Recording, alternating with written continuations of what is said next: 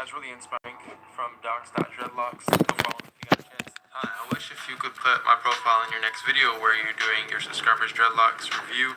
I started doing dreadlocks on other people a few weeks ago, and I want to know, what do you think about dreads I'm making? Sorry if my English is bad. So I seen this and I was like, okay, I'm gonna go check them out, and it's really cool. I love seeing this. This inspires me. Like, I want to do people's dreadlocks. That's one thing that I actually want to do, because a lot of people have questions, and a lot of the times I do have answers for them, and I don't know any other way to put it, but I do want to do people's dreadlocks. Like, I want to create dreads for people and have that as something that I do. But it's really cool seeing all these people's dreads, because they all have like straight hair dreads, and that he's done all of them for them. Here's him creating the sections and then creating the dreads, and that's dope.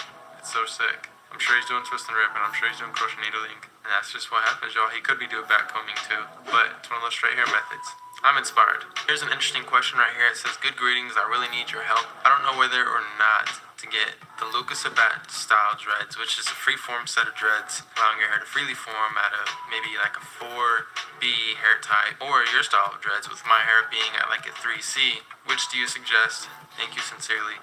Depends on what hair type you have. Let's take a look at, well, you can't, he's on private. Depending on your hair type, if your hair is like a 4A or a 4C, anywhere in that range, basically, do freeform if you want to have freeform dreadlocks. If you want to have maintained dreadlocks, you can do it with any hair type. But with freeform dreads, you really want to stick with a more coarse curl pattern.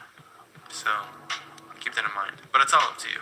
Here's a cool question that's not really about dreadlocks, but he said, what made you move from Kansas? I'm in Wichita and I enjoy your videos, which Wichita is only 3 hours away from my hometown. I used to visit Wichita all the time. I have friends in Wichita. I have family in Wichita. I've had my hair done from, and they look really cool. I mean, they're starter locks, obviously. They're going to look like that for a while, but once they start maturing is when it really just starts to look really cool. But what made me move from Kansas?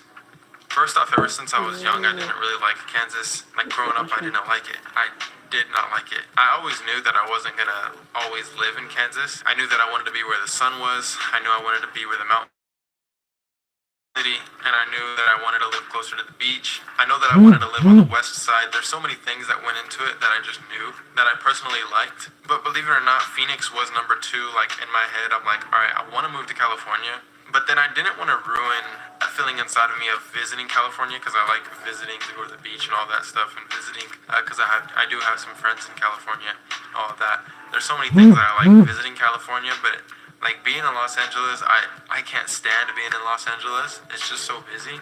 It only took me one time to be down there to be like, yeah, this ain't it. And what makes me stay in Phoenix now is just